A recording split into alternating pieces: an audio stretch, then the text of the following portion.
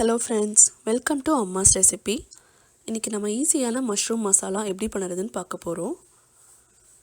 இதுக்கு ஒரு பேனில் 1 டேபிள் ஸ்பூன் எண்ணெய் விட்டுக்கோங்க. எண்ணெய் சூடானதும் 1 டீஸ்பூன் சீரகம், இது பொரிஞ்சதுக்கப்புறமா ஒரு பெரிய வெங்காயம் பொடியாக கட் பண்ணி வச்சுருக்கேன், அதையும் இதில் சேர்த்துடலாம். இதை லைட்டாக வதக்கிக்கோங்க.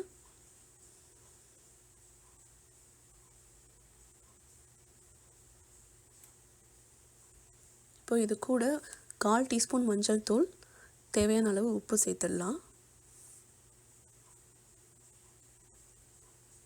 இப்போது ஒரு குடமிளகாயை பொடியாக கட் பண்ணி வச்சுருக்கேன், அதையும் இது கூட சேர்த்துருங்க. 1 டீஸ்பூன் இஞ்சி பூண்டு விழுதும் சேர்த்துக்கலாம். சேர்த்துட்டு நல்லா வதக்கிடலாம். 2 தக்காளி அதை நல்லா அரைச்சி எடுத்து வச்சுருக்கேன், அதையும் இது கூட சேர்த்து வதக்கிக்கலாம்.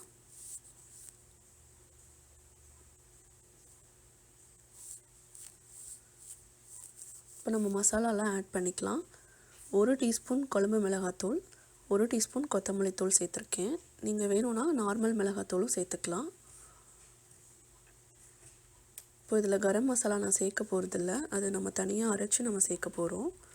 இப்போது இந்த தக்காளி நல்லா ட்ரை ஆகணும், அதுக்குள்ளே நம்ம மஷ்ரூமை கட் பண்ணி இந்த மாதிரி வச்சுக்கலாம். இப்போது தக்காளி நல்லா ட்ரை ஆயிடுச்சு. இது கூட நம்ம கட் பண்ணி வச்சுருக்க மஷ்ரூமை சேர்த்துடலாம்.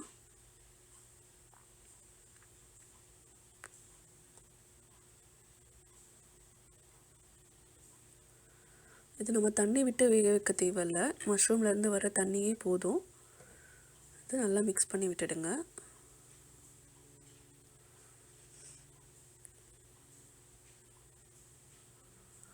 இப்போது ஒரு பேனில் 2 டீஸ்பூன் கொத்தமல்லி, 1 டீஸ்பூன் சீரகம், 1/4 டீஸ்பூன் பெப்பர், 1 இன்ச் பட்டை, 2 ஏலக்காய், 2 கிராம்பு எடுத்துக்கோங்க. தேவையான அளவு மிளகாய் எடுத்துக்கோங்க. அதை லைட்டாக வதக்கிட்டு இந்த மாதிரி பொடி பண்ணி வச்சுக்கோங்க.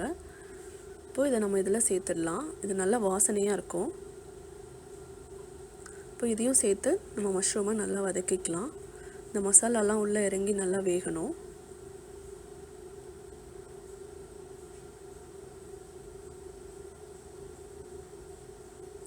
பாருங்கள், இதுவே தண்ணி விட்டு நல்லா வேக ஆரம்பிச்சிருச்சு. இப்போது சூப்பராக ரெடி ஆகிடுச்சு. இப்போது இது கூட நம்ம கசூரி மேத்தியை லைட்டாக க்ரஷ் பண்ணிவிட்டு நம்ம சேர்த்துக்கலாம். இது வாசனைக்காக தான், இல்லைனாலும் பிரச்சனை இல்லை. இப்போ இது கூட கொஞ்சமாக கொத்தமல்லி இலையும் கட் பண்ணி போட்டுடலாம். அவ்வளோதான், நம்மளோட மஷ்ரூம் மசாலா ரெடி ஆகிடுச்சு. பாருங்கள், நீங்களும் இதே மாதிரி ட்ரை பண்ணி பாருங்கள். இதை நம்ம சப்பாத்தி கூட பரோட்டா கூட சாப்பிட்றதுக்கு ரொம்ப நல்லாயிருக்கும். நீங்கள் லஞ்ச் பாக்ஸில் கொடுக்கணுன்னா இந்த மாதிரி ரோல் பண்ணி கொடுத்தீங்கனாலும் ரொம்ப நல்லாயிருக்கும். நீங்களும் இதே மாதிரி ட்ரை பண்ணி பார்த்துட்டு சொல்லுங்கள். தேங்க்ஸ் ஃபார் வாட்சிங்.